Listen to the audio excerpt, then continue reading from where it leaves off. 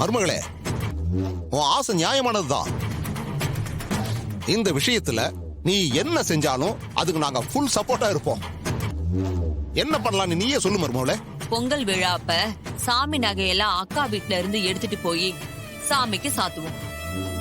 அதுல ஏதாவது பண்ண முடியுமான்னு யோசிச்சு சொல்லுங்க அத்தை.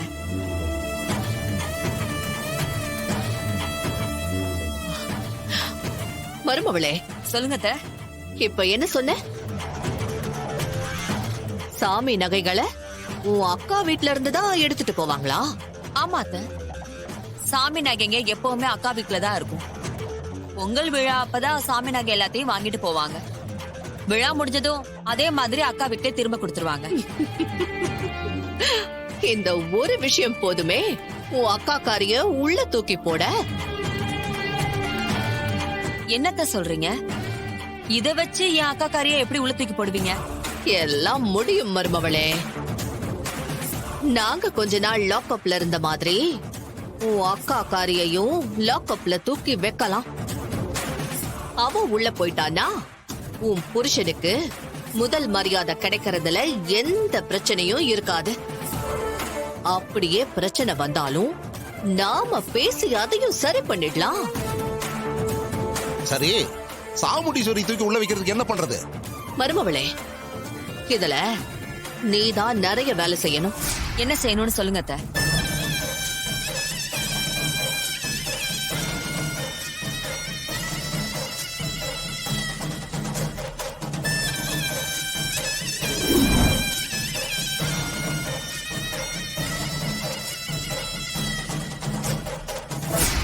அத்தை, நீங்க சொல்றது எல்லாமே சரிதான்.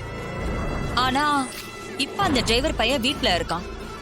அவனை மீறி எப்படி செய்யறதுன்னு தான் யோசிக்கிறேன். அதோட வீட்ல இப்ப சிசிடிவி கேமரா வேற செட் பண்ணிருக்கான். அதுல இருந்து தப்பிக்கிறது ரொம்ப கஷ்டமாச்சு அத்தை. மருமவளே, உன் புருஷனுக்கு முதல் மரியாதை கிடைக்கணும்னா நீ இந்த ரிஸ்க எடுத்துதான் ஆகணும். உன்னால முடியும். தைரியமா செய். நாங்களும் உன் கூட இருக்கோம். எந்த பிரச்சனையும் வராது. துணிச்சு செய். சரிங்க அத்தை, நான் செய்யறேன். இந்த வருஷம் ஏன் புருஷனுக்கு முதல் மரியாதை கிடைச்சா போதும். அதுக்காக நான் எந்த எல்லைக்கும் போக தயாரா இருக்கேன்.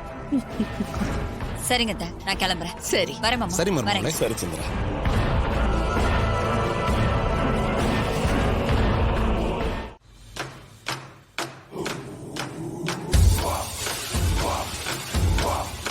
இவன் நல்லா தூங்கிட்டு இருக்கான்.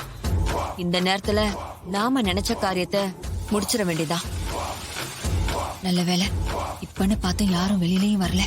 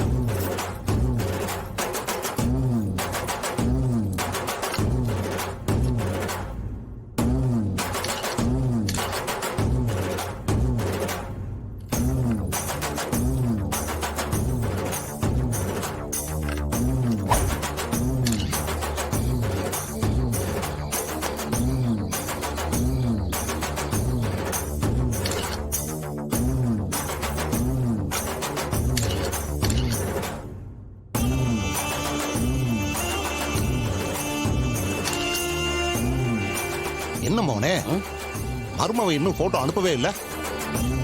அவ அனுப்புனாதானே நைட்டோட நைட்டா எல்லா வேலையும் செஞ்சு முடிக்க முடியும். அனுப்புவா சித்தப்பா, கொஞ்சம் பொறுமையா இருங்க.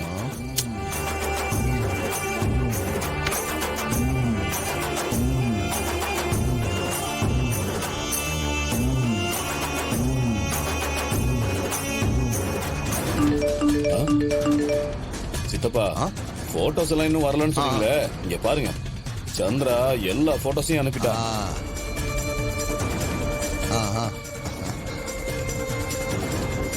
மவனே, என் மருமக எல்லாத்தையும் கரெக்டா பண்ணிட்டா.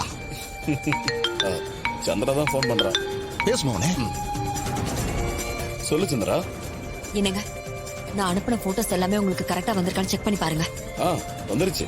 இப்பதான் நானும் சித்தப்பாவும் பார்த்தோம். சரி, இந்த போட்டோஸ் எல்லாம் எடுத்துட்டு போய் அதே மாதிரி டூப்ளிகேட் நகைகளை செஞ்சிருங்க.